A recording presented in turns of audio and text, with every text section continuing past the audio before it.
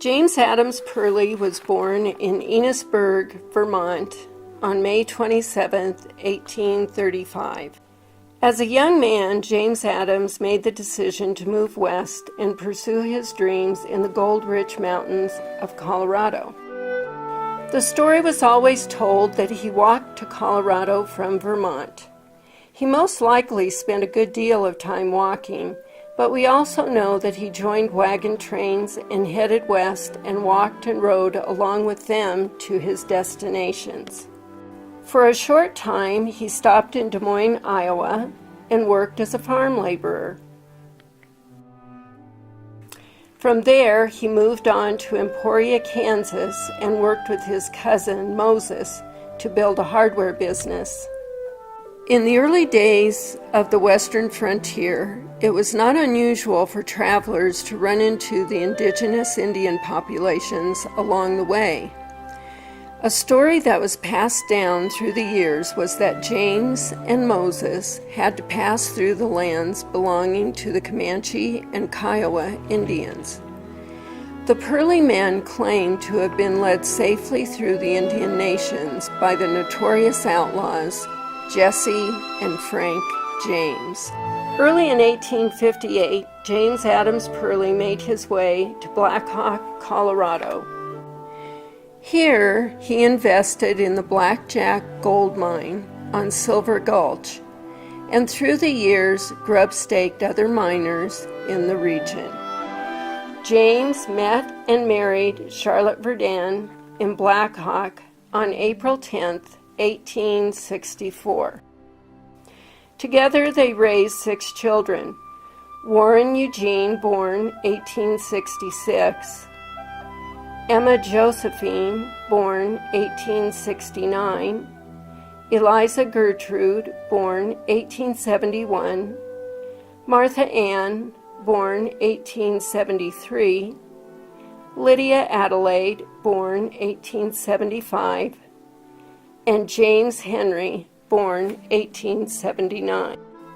My name is Karen Alonzi Van Gundy, and I am the great-granddaughter of Emma Josephine Perley Beale and the great-great-granddaughter of James Adams Perley. Although it was the gold that lured James Adams to the West, it was the beautiful property he purchased later in his life that became the Perley family legacy. To my family, the Bradford Perley property was always lovingly referred to as the ranch. James Adams purchased the ranch property in 1895 and relocated his family from Black Hawk to Morrison. His eldest son, Warren Eugene, stayed behind in Black Hawk to oversee the mining interests. The 4 daughters and his youngest son, James Henry, made their new home in Morrison.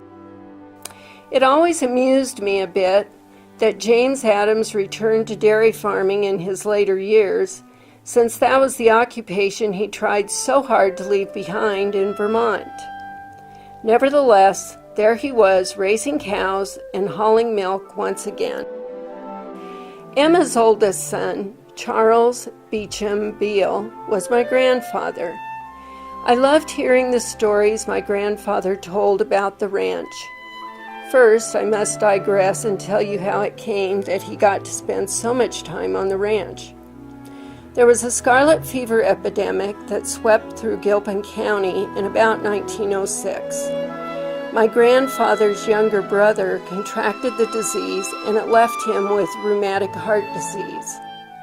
The doctor in Black Hawk advised my great-grandparents that in an effort to save the young boy's life, they needed to relocate to a lower elevation. So the family packed up and moved to Golden. At last, my 8-year-old grandfather was within walking distance of Morrison. He would ride his horse and walk some of the distance to Morrison, where he would meet his grandfather, James Adams, making a milk delivery. The two would then make their way back to the ranch, and Papa, my grandfather, would spend the summer months working and staying out of trouble. When it was time for school to begin, Charles would return to Golden. Growing up, I knew where Golden was located, and I knew where Morrison was located. It always seemed to me that this was an awful long distance for a young boy to travel by himself. Papa always said, soon as he reached the Sody Lakes, he knew he was pert near there, and that Granddad would be waiting. Apparently, he always was. For years, I only got to see pictures of the ranch. I used to look at that majestic structure and could just imagine the opulence of such a place. Oh, the velvet curtains and plush carpets of Gone with the Wind filled my imagination. But no, Papa would set me to thinking straight. This was a hard-working ranch, nothing fancy. No running water, no electricity, no gas stove. Just a lot of hard work. But he loved it and taught me to love it as well.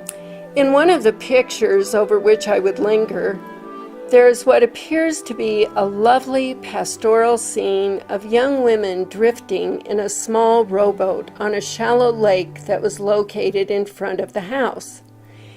I asked Papa about the lake picture, and he laughed. He said he couldn't imagine why anyone was out there in that stinking pond in a boat.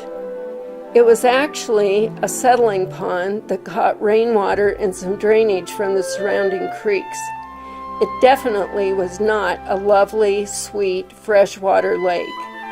But even such matter-of-fact explanations about what the ranch really was never changed my mind about what I could imagine it being. What a privilege it is for my generation to be able to visit the site today and once again imagine the grandeur of an earlier time. My great-grandmother Emma didn't spend nearly as much time living on the ranch as did her siblings. By the time James Adams and his family moved to Ken Carroll Ranch, Emma was engaged to William Beecham Beale, whom she had met in Black Hawk. They would marry in July of 1897. Emma graduated from Central City High School in June 1888. As a young woman, she pursued teaching. When the mining camps were being developed, there had been a real need for Chinese railroad labor. Once the rails were in, there was little need for the Chinese at all. There was a small Chinese settlement near the V where Highway 119 now splits off to Black Hawk or Idaho Springs. Emma had heard the Chinese were looking for a teacher. She applied for and got the job. She assumed that she would be teaching English and arithmetic to Chinese children. When she arrived, however, her class was made up of grown men and a few women. Undaunted, she taught English and arithmetic for 1 full year. Emma's teaching enabled these immigrants to pursue a better life in the Denver area. Emma died November 14, 1954, and is buried alongside her parents, husband, sons, and daughter-in-law in Golden Cemetery.